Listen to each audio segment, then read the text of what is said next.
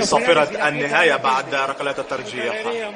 سعادة كبيرة جدا، سعادة كبيرة بعد ما حققنا. كان هنالك ركلات الترجيح وكانت اللحظات صعبة وعانينا كثيرا مع مجريات المباراة، ولكن في النهاية هذا هو ربع نهائي كأس العالم. عانينا وعرفنا كيف نعاني في اللحظات الصعبة وتأهلنا، وهذا هو الأجمل وأفضل إحساس. أرجنتين الآن بين أفضل 4 لاعبين، أفضل 4 منتخبات في العالم. لماذا؟ لأننا في كل مباراة نظهر أننا نعرف كيف نتعامل مع كل مباراة، ودائما نلعب بنفس القوة، ونريد دائما أن نسجل الأهداف وكيف أن يكون لنا دور البطولة والجميع يركض سويا، لأننا لدينا طموح كبير ورغبة كبيرة من أجل أن نفوز بهذا اللقب، ونحن كنا نحتاج إلى هذه السعادة لنا ولكل هؤلاء الجماهير. ليو، ماذا شعرت بعد تسجيل هدف التعادل، وفي أي لحظة شعرت بأنه من الممكن أن تعودوا وتتأهلوا إلى الدور التالي؟ كان هنالك غضب كبير واستياء لأننا كنا نتمنى أن نحسم المباراة. شاهدنا كيف كان الحكم وكيف كانت أيضا القرارات في هذه المباراة، ولكن الناس شهدت ماذا حدث. كان لدينا تخوف قبل المباراة وكنا نعرف هذا الحكم، واعتقد بأن الفيفا يجب أن تراجع نفسها عندما تضع حكم مثل هذا الحكم في مباراة في غاية الأهمية. من المهم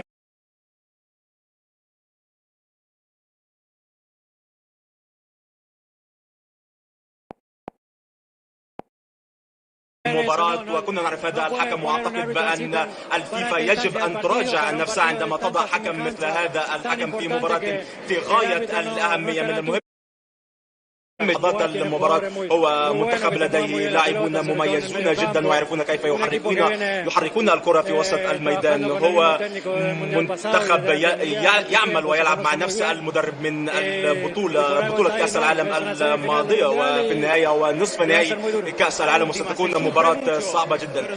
تعانون كثيرا وتعاني كثيرا، ولكن نشعر بالسعادة وأنك تستمتع أكثر من أي وقت.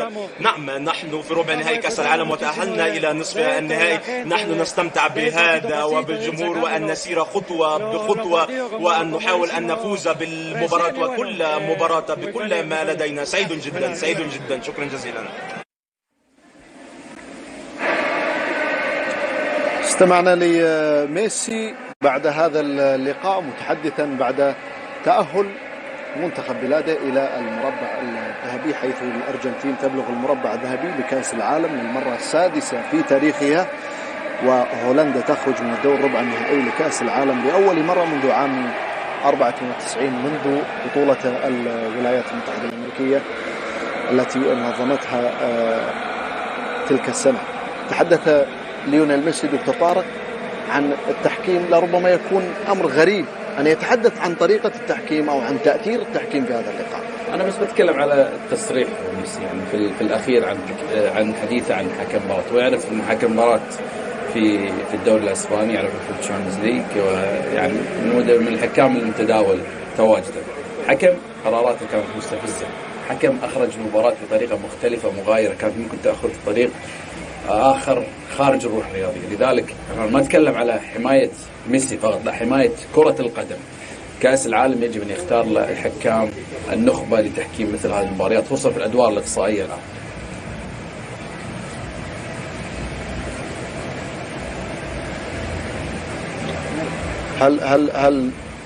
هل ترجح ما قاله ميسي من خلال هذا اللقاء؟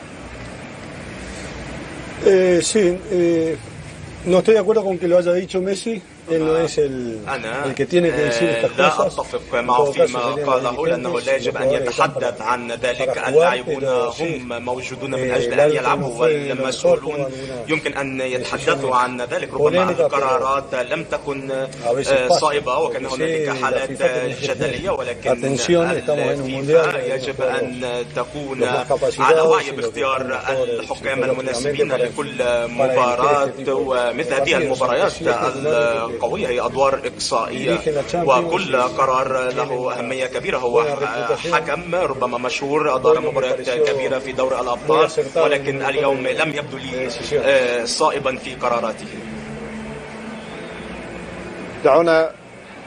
دعونا أيضا نتحدث عن مارتينيز حارس المرمى، لأن مارتينيز مشاهدينا الأعزاء قد قاد الأرجنتين لدور نصف النهائي بعد التصدي لركلتي ترجيح، لأن ما فعله مارتينيز هو أمر مهم للغاية. هنا فرحة القائد ميسي مع البطل مارتينيز بعد هذا التأهل الكبير.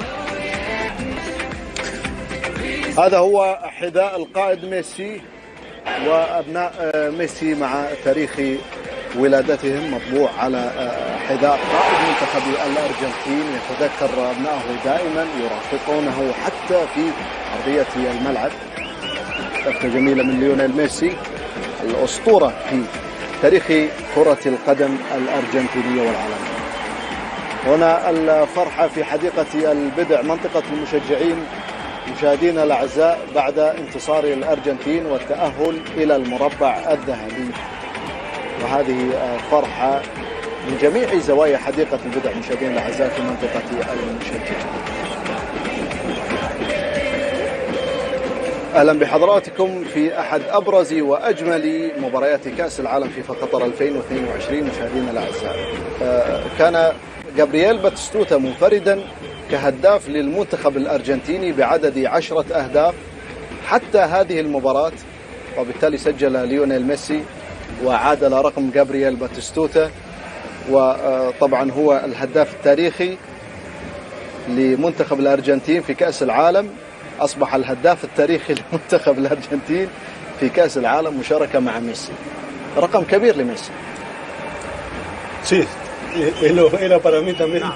هذا هو لا يزال رقمي أيضا. عندما كنت ألعب لم أكن مدركا لما حققته. كنت أعتقد أنه أمر بسيط أن تسجل 10 أهداف في كأس العالم، ولكن لم يكن الأمر سهلا أبدا، لأنه مر 20 عام حتى يأتي لاعب آخر ويعادل هذا الرقم. وأعتقد أن الأرقام موجودة من أجل أن تحفز طموح اللاعبون الذين يأتوا بعد ذلك، وفي النهاية نجح ميسي. مارادونا ب8 أهداف. Bueno, al principio seguíamos a Kempes. في البدايات نتابع كيمبس. Después seguimos a Maradona que hizo 8. نعم، بعد ذلك مارادونا 8 أهداف وأنا 10 أهداف، والآن ليو ميسي 10، ومن الممكن أن يسجل أيضا ميسي المزيد من الأهداف في هذه النسخة.